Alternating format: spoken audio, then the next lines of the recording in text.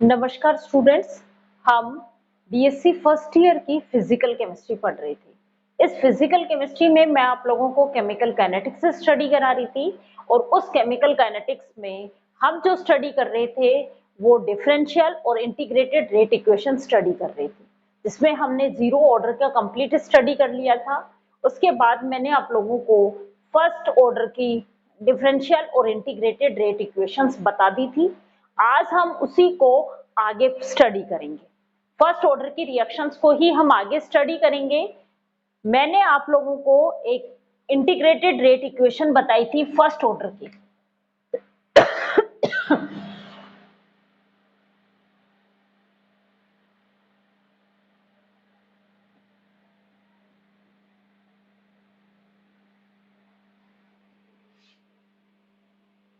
Chemical kinetics से study कर रहे हैं।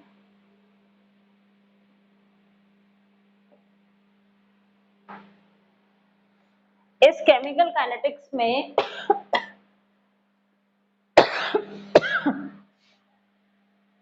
हम जो स्टडी कर रहे हैं वो कर रहे हैं इंटीग्रेटेड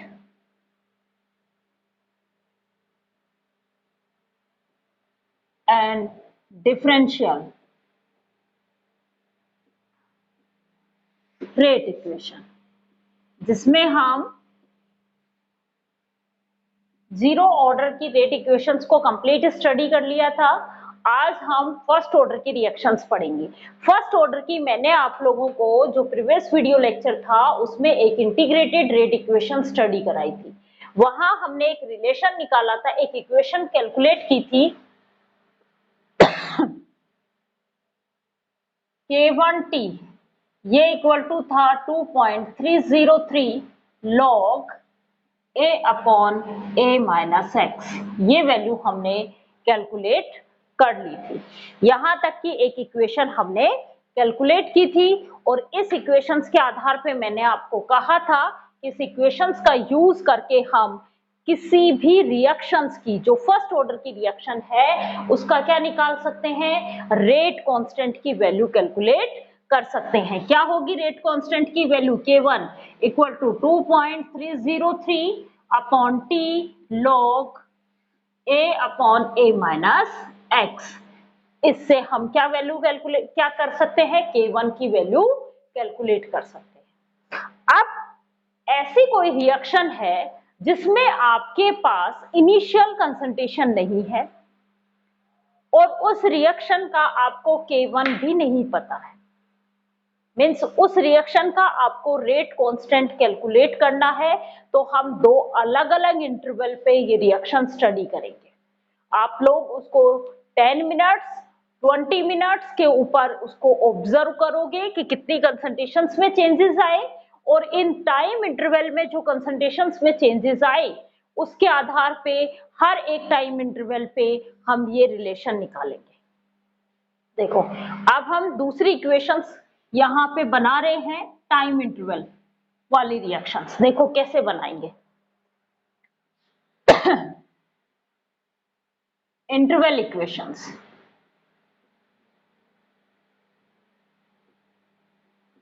ये इक्वेशंस हम किसके लिए काम में लेंगे? जब हमें इनिशियल कंसंट्रेशंस नहीं पता हो, रिएक्टेंट की इनिशियल कंसंट्रेशंस नहीं पता हो और हमें उस रिएक्शन का रेट कांस्टेंट कैलकुलेट करना है तो हम इस इक्वेशंस का यूज करेंगे। मैंने ये कहा कोई एक रिएक्शन है वो T1 टाइम पे तो वो कंज्यूम हो जाती है X1 कंसंट्रेशंस और T2 टाइम पे उसकी कंसंट्रेशंस जो कंज्यूम होती है वो X2 कंसंट्रेशंस कंज्यूम होती है। हमने माना कि ये जो रिएक्टेंट लिया था ये इनिशियली, ये सिर्फ हमने माना है कि जो रिएक्टेंट लिया है उसकी कंसंट्रेशंस, इनिशियल कंसंट्रेशंस हमें नहीं पता कितनी कंसंट्रेशन है, लेकिन हमने मान लिया कि ये कंसंट्रेशन A है।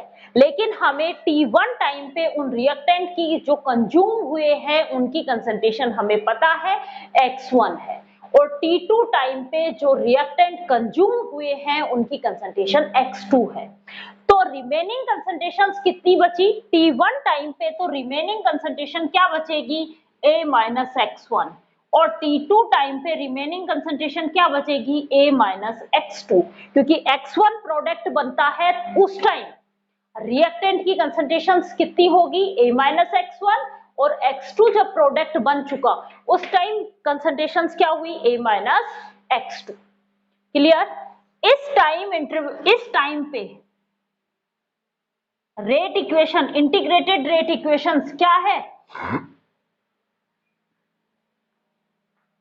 K1T equal to 2.303 log A upon A minus X, क्या है X1, A upon A minus X1। Clear? किसकी वैल्यू निकाल लो आप यहां से, अब यहाँ पे T1 टाइम है इसलिए मैंने इसको T1 दे दिया। T1 ये हमारे पास होगा 2.303 upon K1 log A upon A minus X1, ये इक्वेशन नंबर 1 है। अब देखो रिएक्शन सेम है इसलिए K1 की वैल्यू पे कोई भी चेंजेस नहीं आएंगे, क्योंकि K1 क्या है कांस्टेंट, प्रोपोर्शनल कांस्टेंट यूज किया जिसको हमने क्या कहा रिएक्शन कांस्टेंट। क्लियर? तो K1 क्या है फर्स्ट ऑर्डर की रिएक्शन का रेट कांस्टेंट। अब रेट कांस्टेंट रिएक्शन सेम है इसलिए रेट कांस्टेंट T1 पे भी वही रहेगा और T2 पे भी वही रहेगा। ऐसे मत कर देना कि T1 पे आपने K1 लिया और T2 पे आप इसको K2 लोगे, नहीं। क्यों? क्योंकि ये क्या है K1 क्या है हमें पता है, K1 क्या है हमारा रेट कांस्टेंट, कौन से ऑर्डर की फर्स्ट ऑर्डर की रिएक्शन का रेट कांस्टेंट है, और रेट कांस्टेंट है मींस ये टाइम के साथ चेंज नहीं होगा, कांस्टेंट ही रहेगा। तो अब T2 इस वाले T2 टाइम पे इस रिएक्शन का इंटीग्रेटेड रेट इक्वेशन क्या हो जाएगी K1 T2, ये इक्वल टू हो जाएगा 2.303 log, इनिशियल कंसंट्रेशन दोनों की सेम है क्योंकि मैंने इनिशियल कंसंट्रेशन सेम ली और उसके बाद T1 टाइम पे कंसंट्रेशन मेजर की और T2 टाइम पे कंसंट्रेशन मेजर की। क्लियर?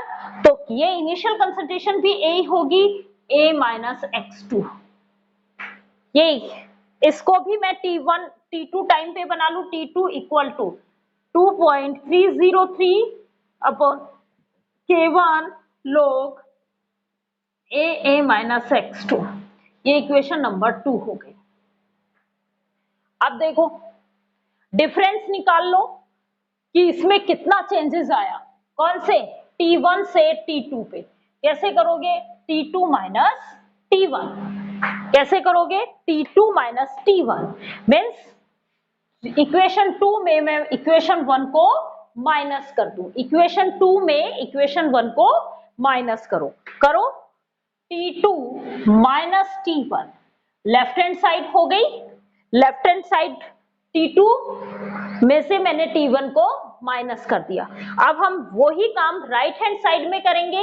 पहले equation 2.303 K1 log A upon A minus X2 minus ये आ गया। अब क्या लिखोगे 1 वाली माइनस के साइन के साथ 2.303 K1 log A upon A minus X1। अब देखो इसको तो मैं टाइम इंटरवल डेल टी से डिनोट करूंगी, इसको तो हम डेल टी से डिनोट करेंगे। ये क्या होगा 2.303 कॉमन आ गया दोनों में अपॉन K1, दोनों में कॉमन आया, यहां पे बना log A minus X2 minus log A minus X1। इसको लॉग की प्रॉपर्टी से जैसे ही हम खोलेंगे तो हमारे पास क्या आ जाएगा, लॉग की प्रॉपर्टी से ओपन करेंगे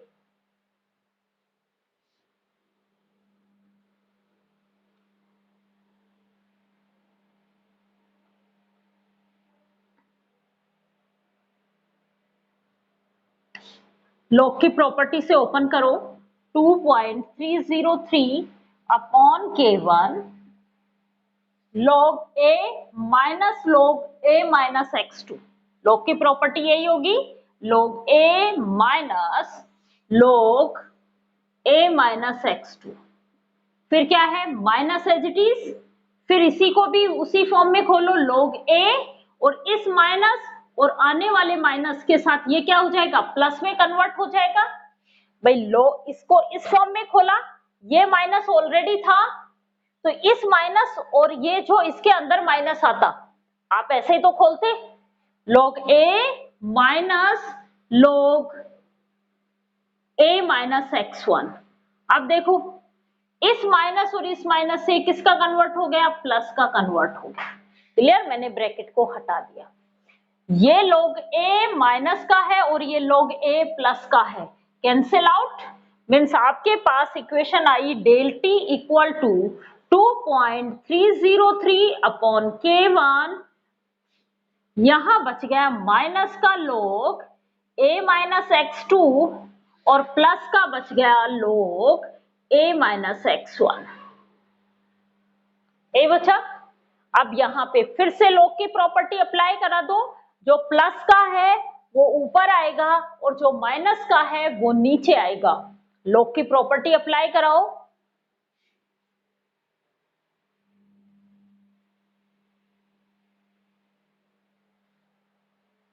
डेल टी की वैल्यू हमारे पास हो गई 2.303 अपॉन k1, ये प्लस का है, इसको ऊपर लिखूंगी, log a minus x1 upon a minus x2। a minus x1 T1 time पे कंसंट्रेशन है जिसको मैं C1 से डिनोट करूंगी, और a minus x2 T2 time पे कंसंट्रेशन है जिसको मैं C2 से डिनोट करूंगी। C1 T1 टाइम पे रिएक्टेंट कंसंट्रेशन है और C2 T1 टाइम पे रिएक्टेंट कंसंट्रेशन है। क्लियर, तो अब इसको रिप्रेजेंट कर दो,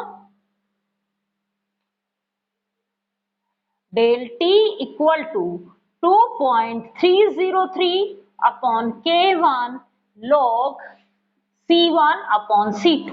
हमें किसकी वैल्यू निकालनी है, रेट कांस्टेंट k1 की वैल्यू हमें कैलकुलेट करनी है। तो k1 को इधर ले जाओ, डेल टी को इधर भेज दो, तो k1 ये वैल्यू आ जाएगी 2.303 del T log C1 upon C2। इस इक्वेशंस का यूज करके हम उस रिएक्शन का क्या निकाल सकते हैं, रेट कांस्टेंट कैलकुलेट कर सकते हैं दो डिफरेंट टाइम ड्यूरेशंस में। क्लियर यहां तक। अब हम K1 की वैल्यू जो है ग्राफ से भी कैलकुलेट कर सकते हैं। देखो, अब हम पढ़ेंगे graphical representation of first order reaction.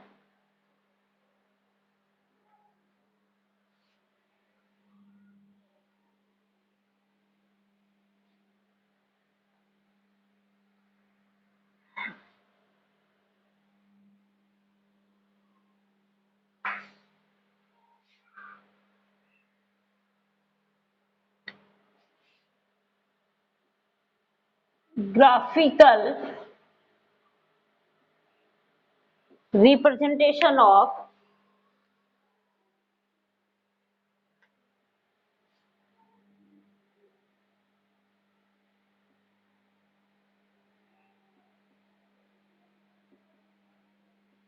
First order reaction. देखो, सबसे पहले तो यदि आपसे पूछा जाए रिएक्शन के रेट और रिएक्टेंट की कंसंट्रेशंस में किस तरीके का ग्राफ आएगा, हमें पता है कि रिएक्शन का जो रेट है अकॉर्डिंग टू रेट लॉ क्या कहता है कि फर्स्ट ऑर्डर की जो रिएक्शंस होती हैं उसमें रेट इक्वेशंस में जो रेट जो है वो रिएक्टेंट की कंसंट्रेशंस की पावर 1 के डायरेक्टली प्रोपोर्शनल होता है। मीन्स आपको ग्राफ प्लॉट करना हो किस किस के बीच में, rate of reaction versus reactant concentration, तो कैसा ग्राफ आना चाहिए, लीनियर ग्राफ प्लॉट होना चाहिए। कैसा आएगा? लीनियर ग्राफ आएगा और इंक्रीमेंट वाला आएगा, y equal to mx type का ग्राफ आएगा। किस टाइप का आएगा? y equal to mx type का ग्राफ आएगा। मीन्स जो ओरिजिन से पास होगा, भाई इनिशियली रिएक्शन का जो रेट था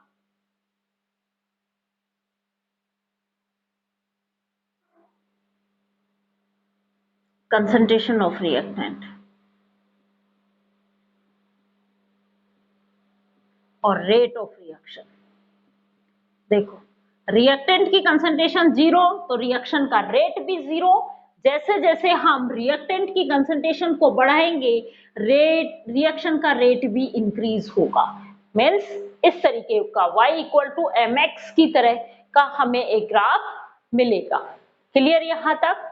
जबकि हमें 0 ऑर्डर की रिएक्शन का आपने रेट ऑफ रिएक्शन और रिएक्टेंट कंसंट्रेशन से इस तरीके का प्लॉट किया था और हमने ये कहा था कि ये जो ग्राफ है ये एक पैरेलल लाइन मिलती है एक्स एक्सिस से। मींस रिएक्शन का जो रेट है वो रिएक्टेंट की कंसंट्रेशंस पे डिपेंड नहीं करता, जबकि यहाँ पे कैसा होता है? लीनियरली डिपेंड होता है। रिएक्टेंट की कंसंट्रेशंस की पावर 1 के ऊपर डिपेंड करता है। जैसे जैसे रिएक्टेंट की कंसंट्रेशंस इंक्रीज करते जाएंगे, रिएक्शन का रेट भी क्या होता जाएगा? इंक्रीज होता हुआ चला जाएगा। क्लियर? एक ग्राफ तो ये होता है।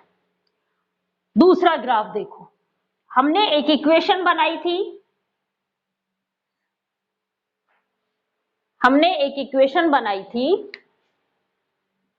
K1T, ये इक्वल टू था 2.303 log A upon A minus x. मैं इसको थोड़ा सा और चेंज करती हूं, log A upon A minus x, log A upon A minus x, ये इक्वल टू हम कर लें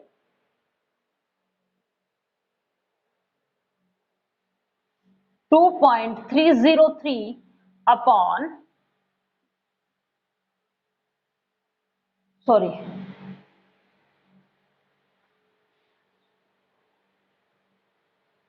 T equal to 2.303 upon K1 log A upon A minus x.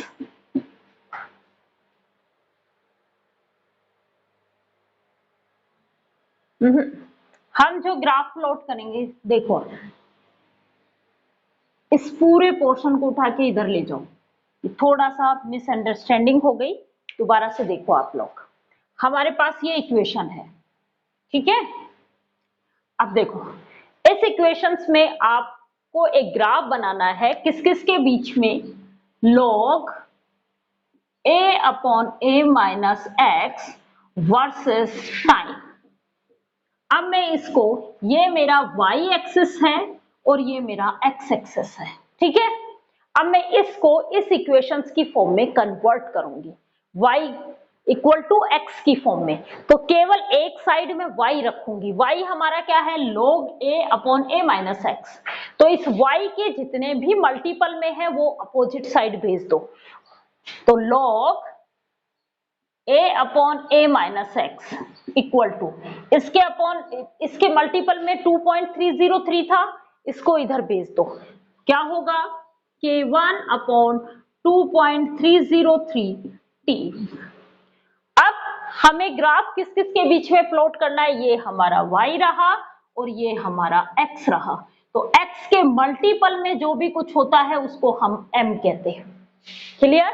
अब y इक्वल टू mx का ग्राफ अभी हमने थोड़ी देर पहले ही देखा था, ओरिजिन से पास होगा, ये टाइम t है और ये है log A upon A minus x. कहां से पास होगा? ओरिजिन से पास होगा, क्योंकि यहाँ पे कोई भी इंटरसेप्ट नहीं है। जैसे जैसे हम t की वैल्यू इंक्रीज करते जाएंगे, इस y means log A upon A minus x की वैल्यू भी इंक्रीज होती हुई चली जाएगी। क्लियर यहां तक? क्योंकि ये लीनियरली डायरेक्टली प्रोपोर्शनल है। क्लियर? तो ये ओरिजिन से पास करोगे और इसको इस तरीके से ग्राफ बनाओगे।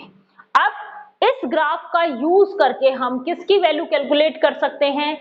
रेट कांस्टेंट की वैल्यू कैलकुलेट कर सकते हैं। K1 की वैल्यू क्या होगी? रेट कांस्टेंट की वैल्यू, इस ग्राफ का जो स्लोप होगा m ही होता है स्लोप। m की वैल्यू क्या है? K1 upon 2.303। तो K1 अपॉन 2.303 किसकी वैल्यू निकाल सकते हैं हम इस ग्राफ से? K1 की वैल्यू कैलकुलेट कर सकते हैं। क्या होगी K1? ये होगा स्लोप इनटू में 2.303। अब देखो एक दूसरा और ग्राफ प्लॉट कर सकते हैं हम। इस इक्वेशंस को थोड़ा सा मैं सिंप्लीफाई करती हूं। हमारे पास ये इक्वेशन थी ना, इस इक्वेशंस को आप खोल के लिखते हैं हम।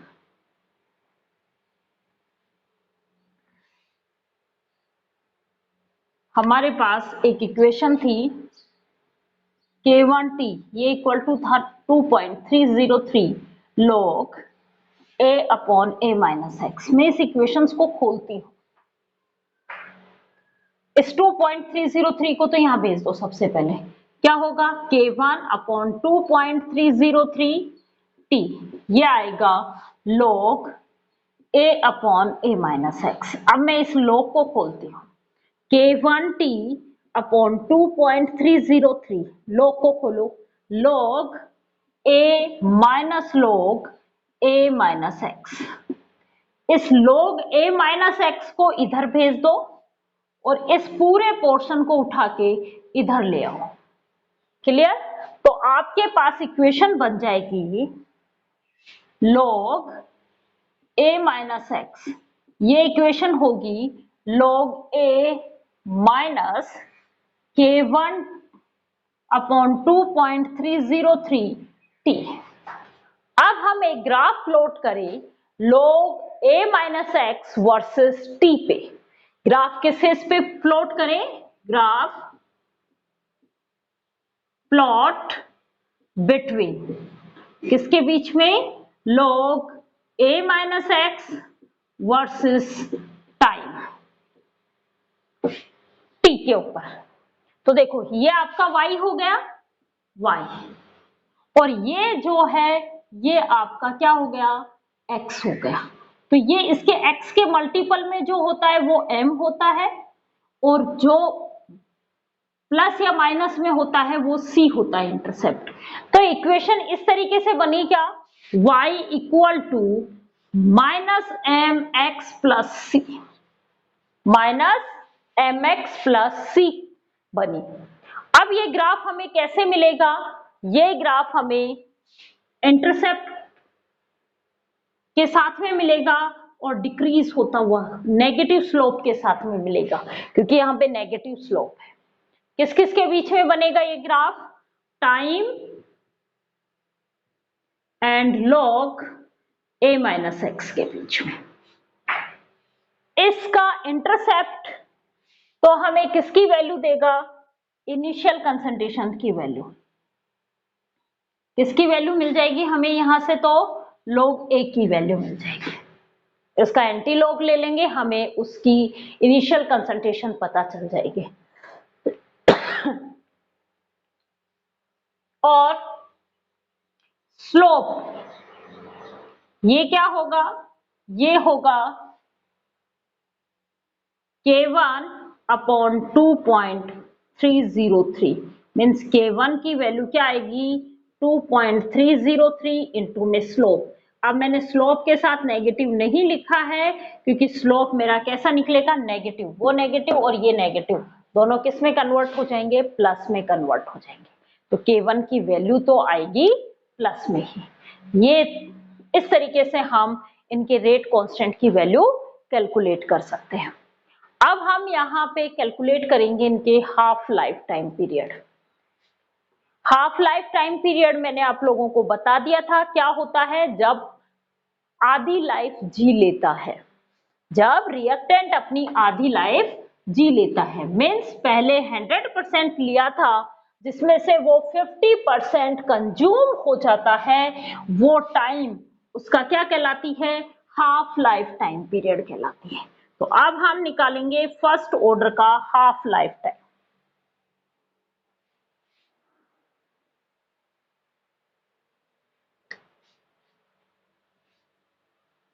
Half life time of first order reaction.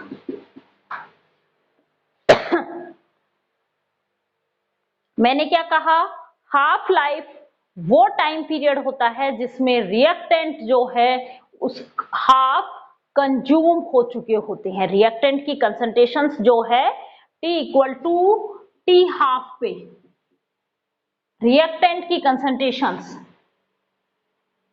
कितनी बचेगी, A माइनस एक्स की वैल्यू क्या हो जाएगी, A/2, या कहें x जो है वो आपका जो प्रोडक्ट बन रहा था वो कितना बनेगा, रिएक्टेंट की इनिशियल कंसंट्रेशंस का हाफ बन चुका होगा। क्लियर। अब हमारे पास एक इक्वेशन थी K1T, ये इक्वल टू था 2.303 log A/A minus x.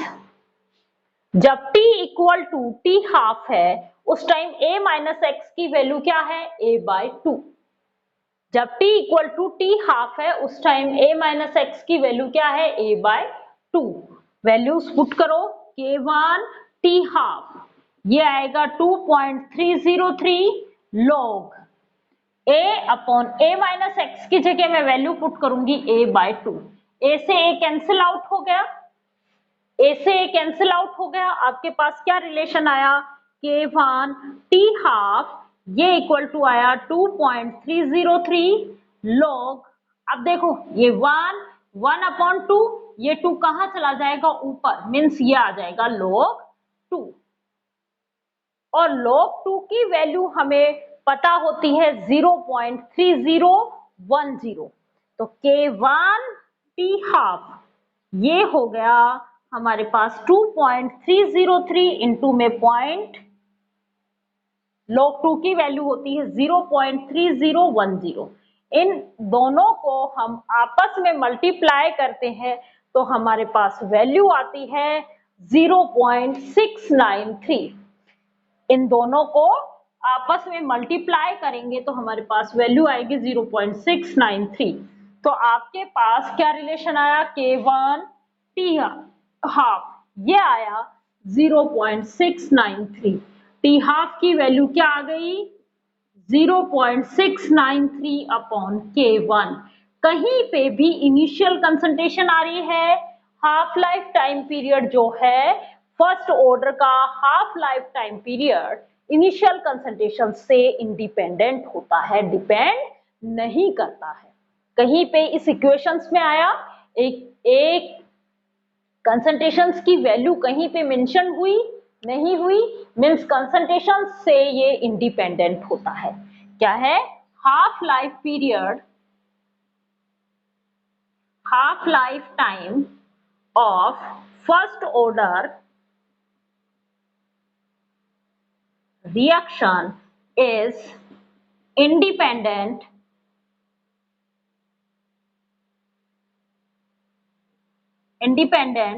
to the reactant concentration।